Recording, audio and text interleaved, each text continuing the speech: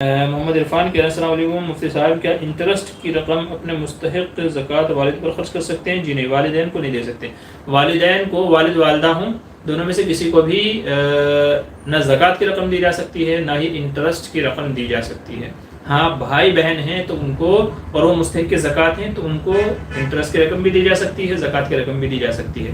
اگر آپ کے والدین اس قدر محتاج ہیں کہ وہ زکوٰۃ لینے والوں کی فہرست میں شمار ہو گئے ہیں اور تب بھی آپ ان کی خدمت نہیں کرتے ہیں تو آپ کے اوپر افسوس ہے۔